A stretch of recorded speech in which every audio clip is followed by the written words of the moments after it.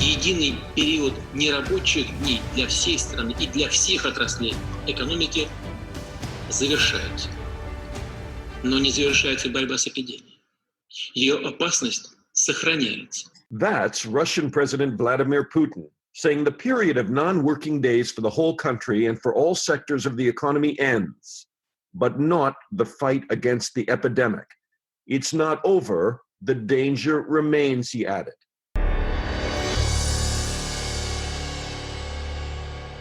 Hello, everyone. This is Dana Lewis, and welcome to another edition of Backstory. As this was recorded, President Putin was in self-isolation outside of Moscow. His spokesman and his prime minister among those who were in hospital with COVID-19. Russia's number of new cases jumping more than 10,000 per day. So why was Putin announcing an end to restrictions and allowing people to go back to work? While outsiders believe his government lied about the number of people dying, and the stories of overcrowded, underfunded hospitals are reported by investigative Russian websites, but never mentioned, of course, by government-controlled TV. To understand what's really going on inside the country, where I was based for 12 years as an American TV correspondent, I reached out to Mikhail Kasyanov. He's the former prime minister who was fired by Putin in 2004 and who also leads an opposition party in Russia. And he joins me now from Moscow. Good to see you, Mikhail, again. Hello, good to see you. How are you personally doing? You're locked down like everybody else in Russia. You're at home with your family. It's been a number of weeks now. Yeah, that's already months and a half. 8 weeks we're already sitting at home and self-isolation, and the regime imposed in Russia, just regime, it's not emergency situation, but something mixture. People don't quite understand which law is applicable right now, but people try to follow the government's instructions, but some people don't. But we see the situation is not good. It's not very good. 10,000 infections every day, the virus spreading, and it is quite a concern.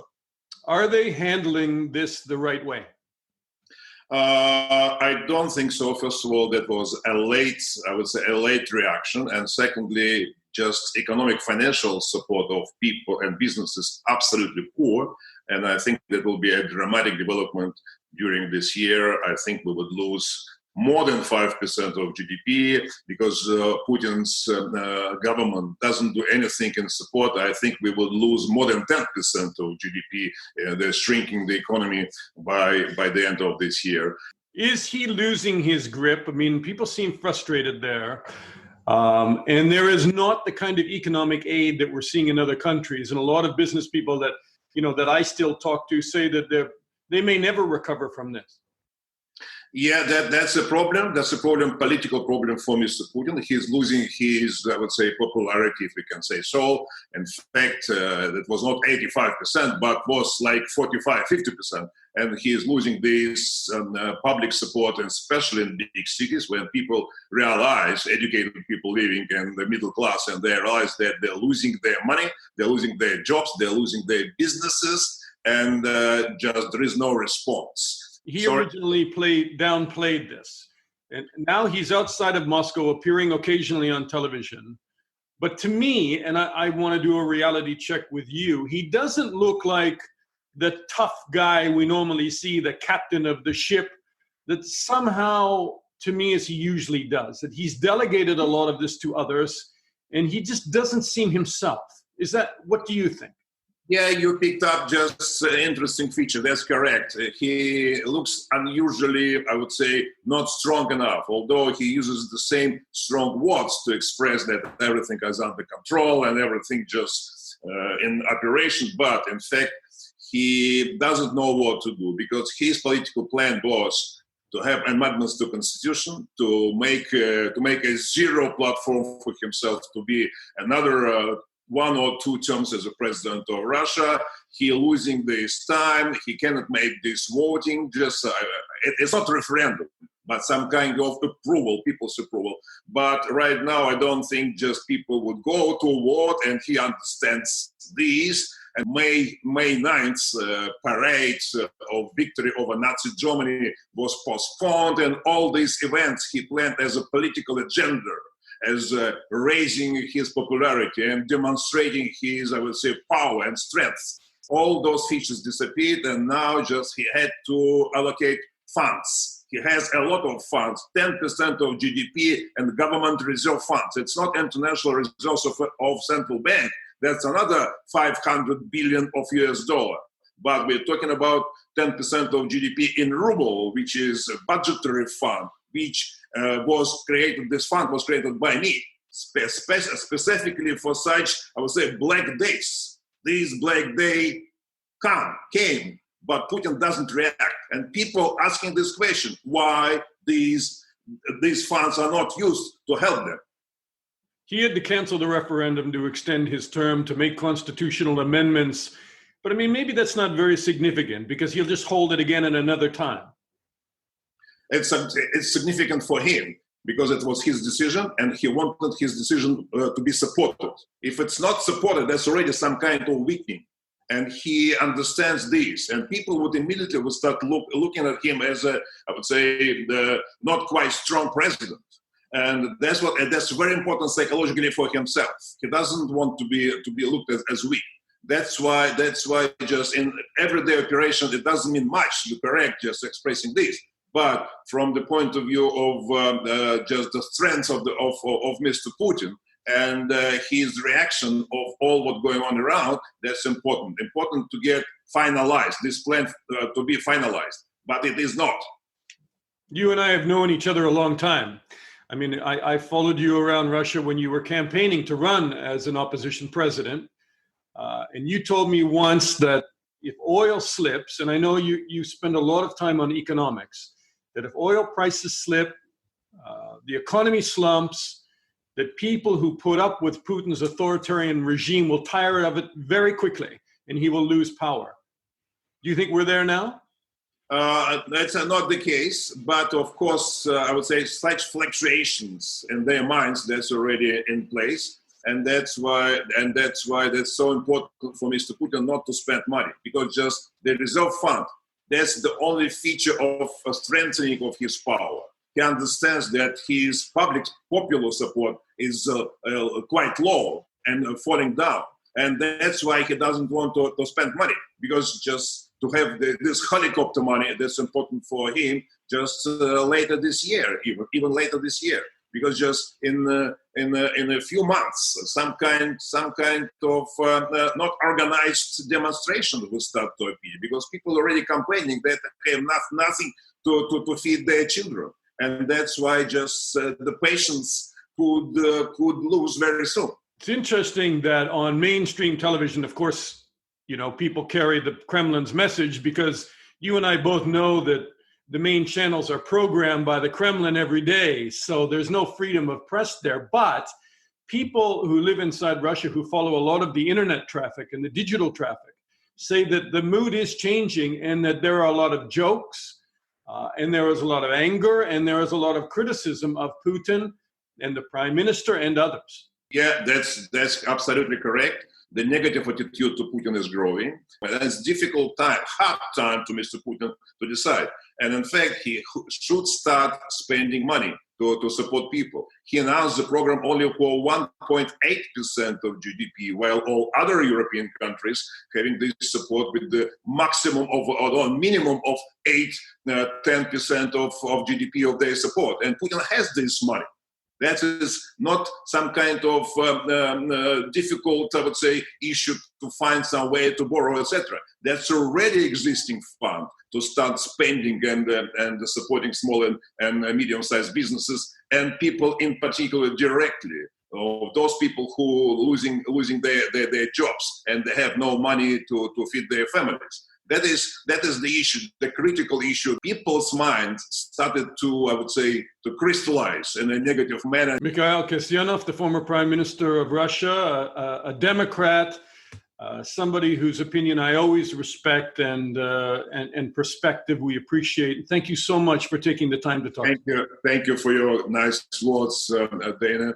Dana, you was great. Thank you. Great to talk to you.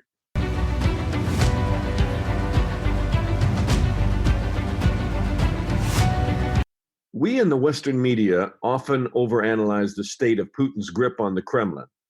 I mean, no matter what anyone says, he's still very popular.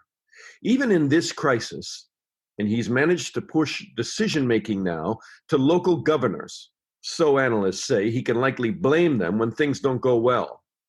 But I turned to one of the longest-serving Western reporters in Russia to get another measure on how Putin and Russia are faring in this crisis.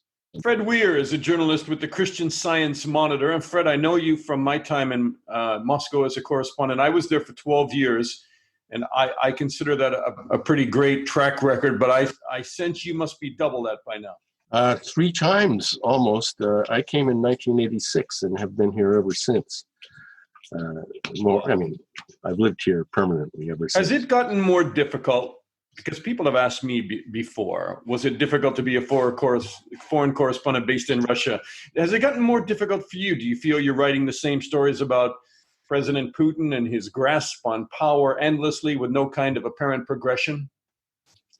No, actually, my newspaper, the Christian Science Monitor, has decided to reinvent itself as a kind of a daily news magazine thing, and they positively forbid us from writing the formulaic stories.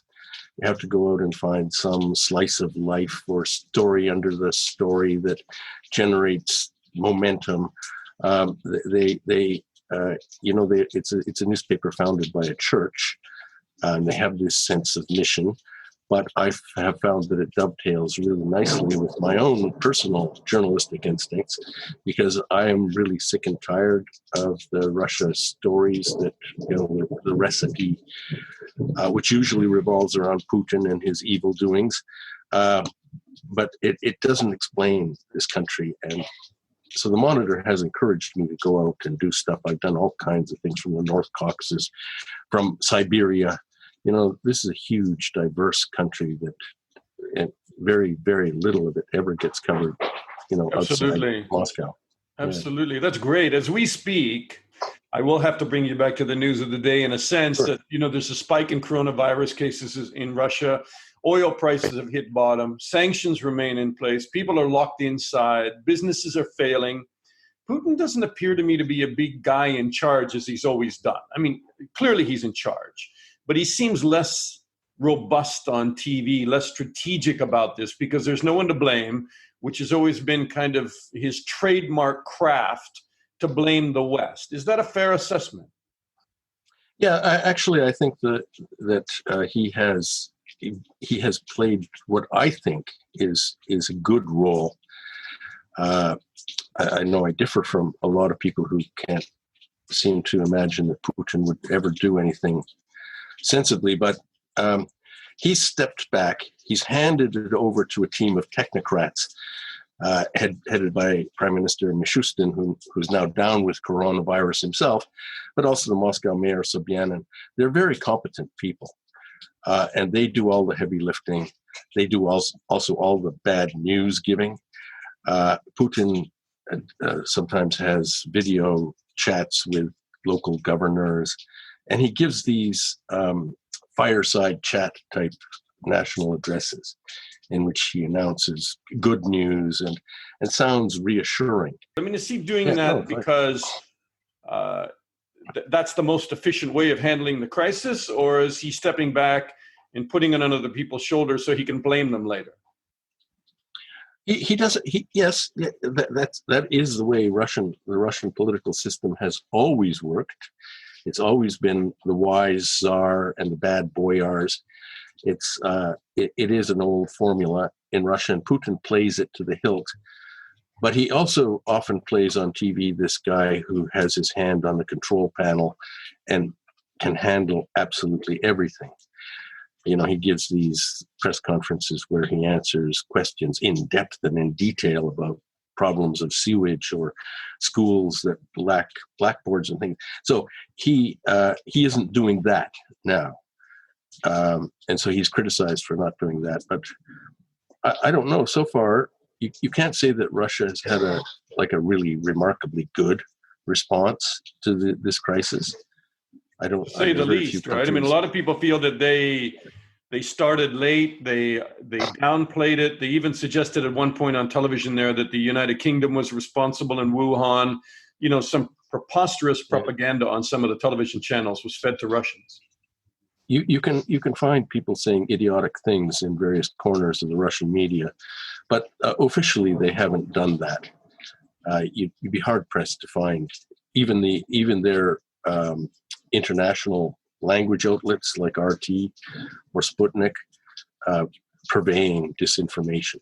They're not doing that, and they're not doing it domestically. They've been pretty straight with people about how bad this is.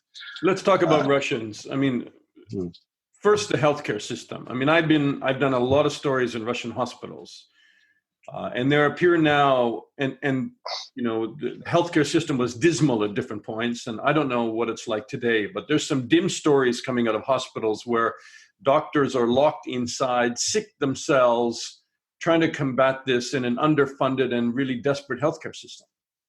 Yeah, I think that's true, especially in the provinces. And it's also true in like half a dozen other countries. So Russia is not alone in this. I don't think they've done anything exceptionally bad. But what is it? That man once said, you go to war with the army you have. So anyway, Russia's got the healthcare system it has. It's been severely reformed with quotation marks in the past 10 years or so. So all those local Soviet hospitals and clinics across the country were closed down. And they did invest in big regional hospitals, specialized hospitals. This was actually Western advice on how to remodel your healthcare system. And a lot of people are saying now that the Soviet healthcare system would have worked much better because it's localized. It means that most of these coronavirus cases can be handled could have been handled by these Soviet clinics with paramedics. Most people don't require like intensive care. So they would have really limited the movement of people in regions.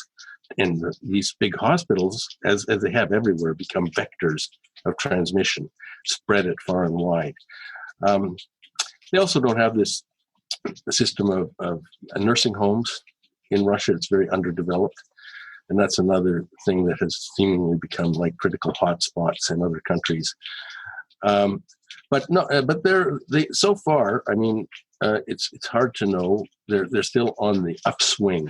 You wrote about small business and that it's about 20% of the economy. They are under huge pressure, are they not? I mean, because I know some businessmen in Moscow who say that they are barely surviving and probably considering going out of business. A nightmare for them. First of all, they're a new phenomenon in this country. They're not well. You don't have any well-established small businesses here, and they are never at the top of anybody's priority list. And they often, like small businesses do everywhere, live very close to the ground. You've got your street traffic. You've got, if you're a cafe or a restaurant or something, you've got certain things you depend on. And if that stops, you're gone. And government aid has not really stepped in. It's rhetorical at this point. Putin did promise wage subsidies for workers in small businesses, and they're supposed to get zero interest loans. But banks don't distribute this. I mean, it's clear the banks give priority to big business and larger established businesses. And as always, short shrift goes to the small businessmen. So yeah, it is quite possible that when this thing lifts, that infrastructure of small businesses that was just starting to really appear, like Moscow in the past decade or so, has really transformed. It has all kinds of restaurants, cafeterias, many levels of consumer services that could all be gone. You said in one of your articles, 3 million people have left Moscow. I mean, that's a quarter of the city. Yeah, they can do that because Russians tend to have a dacha, a country place. Always did, even in Soviet times. And you just go there and camp. I mean, that's what I'm doing. I'm living in a village outside of Moscow in what we call our dacha, but we actually live here. But lots and lots of people around us are, they're staying, they live in Moscow and work in Moscow, but they've come out here for the duration. Is that a good thing? Does that mean that the city is less dense? It's already a very densely populated city. Or does it create a problem where they go out into places like Barvika, where they're transporting the virus out to maybe regional areas that are ill prepared to handle that many people coming to hospital?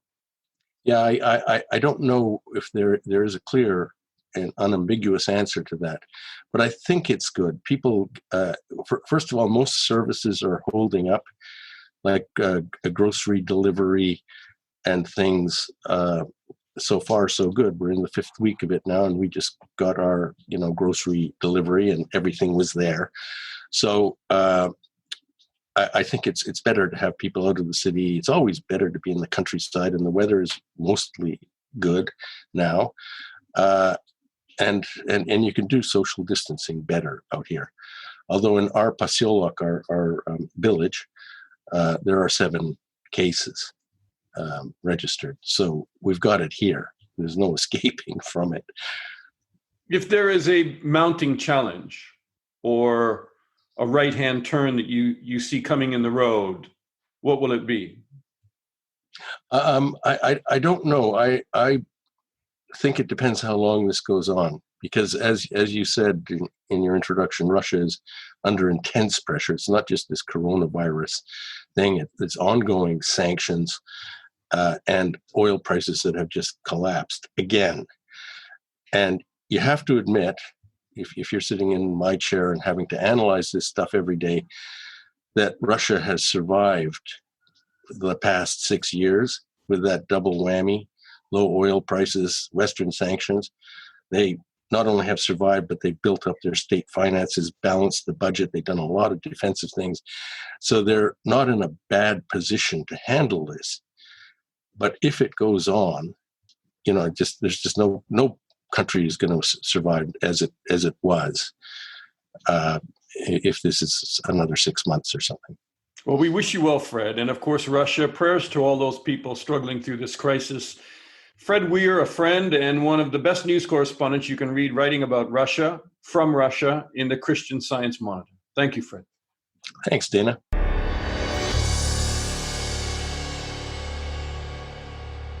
May 9th, 75 years ago, Russia declared victory over Germany after 30 million Russians died fighting the Nazis.